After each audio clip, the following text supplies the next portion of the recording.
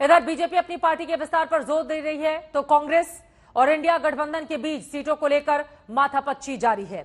इसमें सबसे बड़ा खेल यूपी को लेकर है, जहां एसपी और कांग्रेस के बीच सीटें अब तक फाइनल नहीं हो पाई हैं। वहीं बीजेपी अपने टारगेट 80 के प्लान को जमीन पर उतारने की कोशिश में है।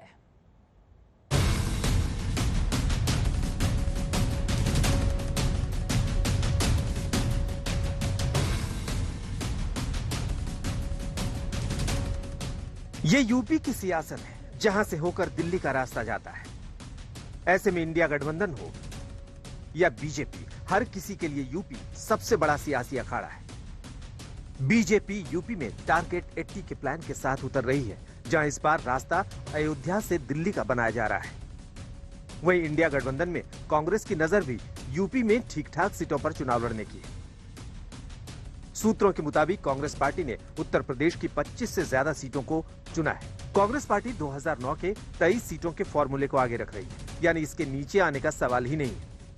हालांकि स्थानीय नेता करीब 30 सीट की मांग कर रहे हैं। इसकी वजह पिछली बार का समाजवादी पार्टी का गठबंधन है, जिसमें बीएसपी को 38 सीटें दी गई थी, जबकि अखिलेश ने अपने पास 37 सीटें रखी थी।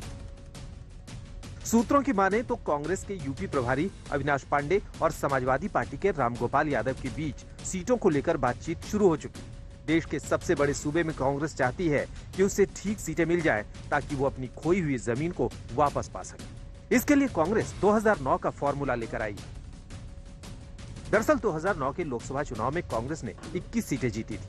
ऐसे में कांग्रेस इन्हीं सीटों को अपना आधार बना रही है। लेकिन इसके बाद यूपी की सियासत में बड़ा परिवर्तन हो गया। पिछले चुनाव में कांग्रेस ने 1 सीट हासिल की थी, जबकि 2014 लोकसभा चुनाव में कांग्रेस ने 2 सीट जीती थी। भारत न्याय यात्रा में भी कांग्रेस सबसे ज्यादा दिन यूपी में बिताने वाली है, जहां करीब 1074 किलोमीटर का सफर 11 दिन में पूरा किया जाएगा, जिसमें 20 जिले शामिल हैं। शुरुआत वाराणसी से होगी, जहां से प्रयागराज, अमेठी, रायबरेली, लखनऊ, बरेली और अलीगढ़ से आगरा तक का सफर तय किया जाएगा। इस बीच सूत्रों की माने तो कुछ सीटों पर समाजवादी पार्टी ने अपने उम्मीदवार भी तय कर दिए हैं। अखिलेश यादव कन्नौज सीट से चुनाव लड़ सकते हैं, वहीं डिंपल मैनपुरी, शिवपाल यादव आजमगढ़, धर्मेंद्र यादव बदायूं, अक्षय यादव फिरोजाबाद की सीट से एसपी के प्रत्याशी हो सकते हैं।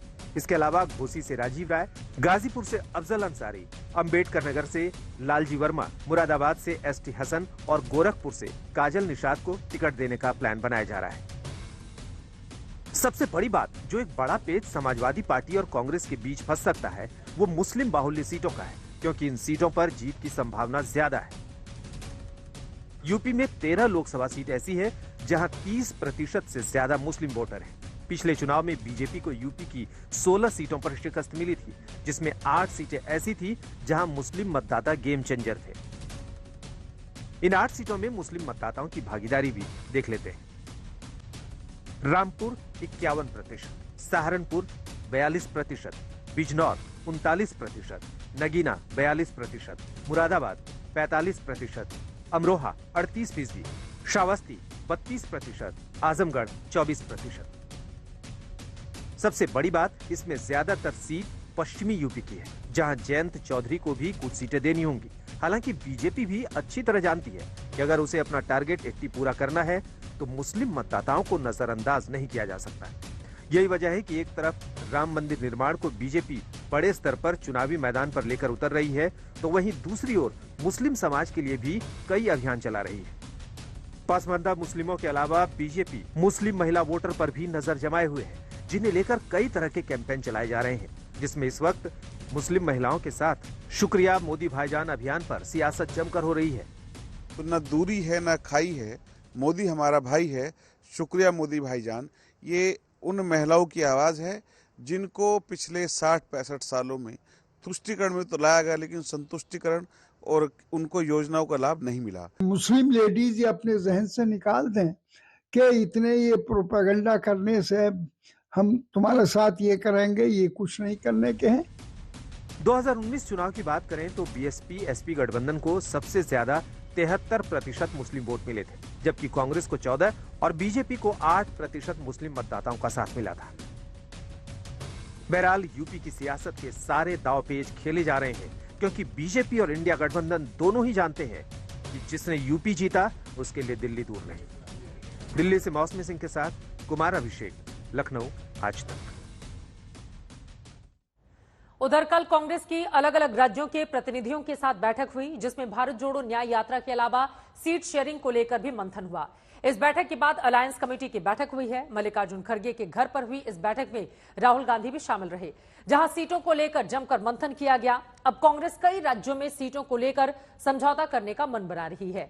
सूत्रों की माने तो बिहार यूनिट ने कहा है कि कांग्रेस और लेफ्ट 25 सीट की मांग करती है, तो जिसे 10 से 12 सीट तक लाया जा सकता है। वहीं झारखंड की यूनिट ने कहा कि 12 सीटों की मांग की जा सकती है, लेकिन 7 सीटों से कम में समझौता नहीं करना है। पश्चिम बंगाल यूनिट ने कहा है कि वो 6 सीट की मांग कर सकते हैं और 4 सीट तक काम चलाया जा सकता है। 2 सीट उसके पास लोकसभा की हैं पश्चिम बंगाल में। सबसे बड़ी बात, पंजाब यूनिट ने अपनी रिपोर्ट नहीं सौंपी, जिसका साफ कहना था कि वो पंजाब में आम आदमी पार्टी के साथ अलायंस नहीं करेंगे, यानी पंजाब में कांग्रेस और आप अलग अलग चुनाव लड़ सकती हैं। वहीं बीजेपी भी पंजाब को लेकर अपनी रणनीति पर मंथन कर रही है।